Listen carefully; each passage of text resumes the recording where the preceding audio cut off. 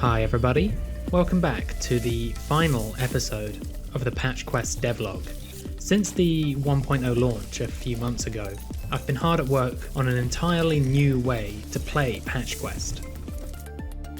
Challenge mode is a new mode accessible from the title screen menu, and it lets you tackle a wide range of randomized dungeons that each place a twist on the game's normal mechanics.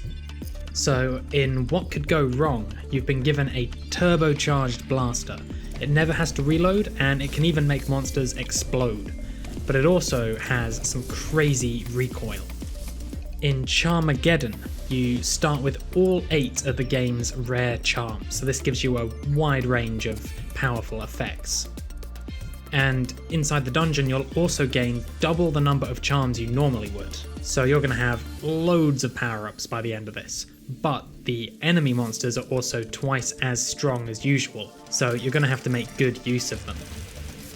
In Time Warp, time is running 50% faster than usual, so that's all your actions, all the enemy actions, all the bullets, all the animations, everything. The entire game is running in fast motion, so you're going to have to think quick. And in Hot Potato, your mounts will explode if they run out of stamina. They also start with much less stamina than usual, so you're going to need to keep hopping from mount to mount to keep safe. There's 21 different challenges, and you can attempt each of them in 3 different difficulty levels to earn bronze, silver, and gold medals.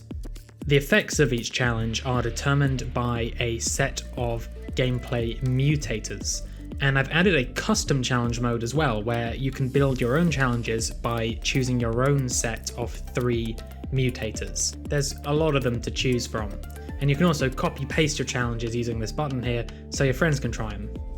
The motivation behind creating this mode was just to have some fun bending and breaking the game's normal rules and balancing. Some of the challenges can be pretty hectic, while others just give the game a different feel. And I kept all of this separate from the story mode, so you can jump right into it at any time, regardless of how much Patch Quest you've played. I've also been listening to a lot of player feedback since launch, and there's one thing that came up relatively often. While many of the monsters have quite a strong identity, some of them can feel a little bit samey. That's because the monster types are differentiated mainly by their skills, and some of these skills can fit quite well into a category, like a dodge or a shield. On the one hand, it was important to me that every monster is viable in gameplay, and so that naturally led to me designing a certain level of consistency between all the skills. But even so, I've had to think about some other ways that more uniqueness could be injected into each monster. And the natural answer was to revamp the passive skills, since every monster has 2 passive skills, and until now many of these didn't really do a whole lot because they were just too weak or too situational.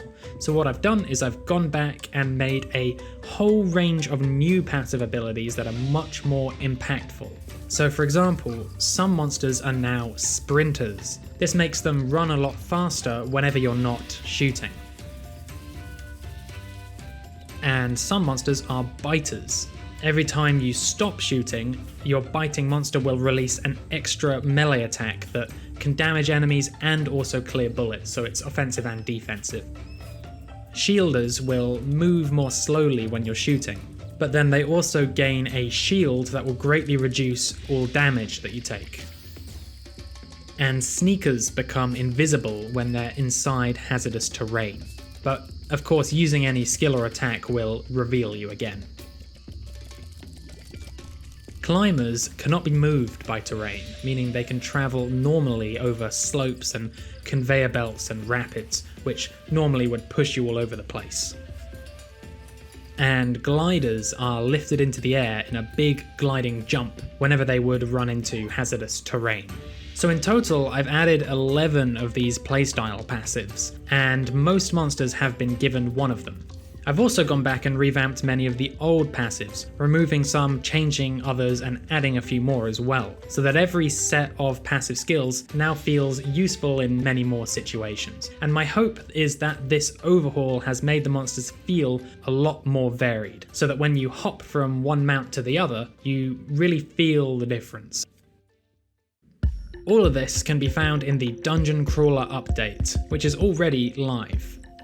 And I'm both a bit happy and a bit sad to announce that this is the final update for Patch Quest. I've been working on this game for nearly 8 years now, and even though half of that time was spent learning loads of different game dev skills in a mad dash, it's still kind of mind-boggling to think about how long it's been. And I really never would have gotten this far if it wasn't for all of you who watch my videos and leave engagement, and also for all the people giving feedback and playing the game in the community Discord server. There's been a lot of ups and downs on this journey, but it feels really good to be ending on a positive note, because the game has been really well reviewed on Steam and is selling pretty well too, well enough at least that I can continue to develop games. Although I'm planning to make my next project in a much smaller number of years.